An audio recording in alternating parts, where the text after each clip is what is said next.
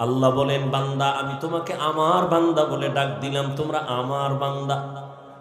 তোমরা ঈসা নবীর বান্দা না, উযায়েরের বান্দা না।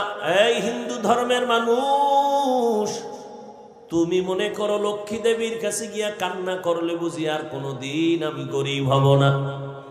মনসা দেবীর কাছে যদি কান্না করতে পারে, মনের মতো ওরা ধারণা করে আর সাপে কামড়াবে না।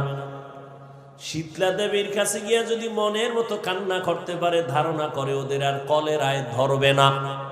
আল্লাহ কয়, সব কিছু দেওয়ার মালিক আমি আল্লাহ তোদের একমাত্র মাবুদ, তোরা আমারই বান্দা। অতএব তোরা যেদিকে যাইতেছ ওটা ভুল, আয় আমার রহমতের দরজায় ফিরিয়া আয়। আমি আল্লাহ তোদের আমার বান্দা কেন বলছি, তার আর একটা কারণ হলো, আমি তোদের এত মায়া করে বানাইছি, এমন মায়া করে আর কোনো প্রাণী আমি বানাই নাই।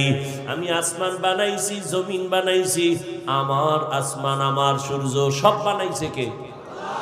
আল্লাহ জমিন বানায় কয় না এটা আমার জমিন, আল্লাহ আসমান বানায় বলে নাই আমার আসমান। সূর্য বানাইছেন আল্লাহ, কিন্তু একবারও বলে নাই আমার সূর্য। বান্দাটারে বানায় কেন কয় আমার বান্দা? এর একমাত্র কারণ, আমি একটা উদাহরণে ভাবে দেই, আমার ছেলের গায়ে জামা বানায় দিছি আমি, টুপি দিলাম আমি, জুতা কিনে দিলাম আমি। একজনে কয় হাফিজ ভাই ছেলের জামাটা ধইরা কয় হাফিজ ভাই জামাটা কার? আমি কইলাম এটা আমার না, বানাইছে কে? আমি। টাকা দিছে কে? আমি। তো আমার না কেন বলেন? আমার জন্য বানাই নাই, জামা বানাইছি আমি, টাকাও দিছি আমি, কিন্তু এটা আমার ছেলের জন্য বানাইছি। কথা ছেলে কার? ছেলে আমার। জামা আমার না, বানাইছি আমি। টুপি আমি দিছি আমার না, ছেলের পায়ে জুতা কিনে দিছি আমি, তবে আমার জুতা না। ছেলে কার? ছেলে আমার। আল্লাহ বলেন আসমান বানাইছি আমি, জমিন বানাইছি আমি, পাহাড় বানাইলাম আমি, সূর্যের আলো চাঁদের আলো দিলাম আমি, কিন্তু এগুলো আমার না। কয় বান্দা কার? কয় এগুলো আমার। সূর্য আমার না কেন? এটা আমার বান্দার জন্য বানাইছি।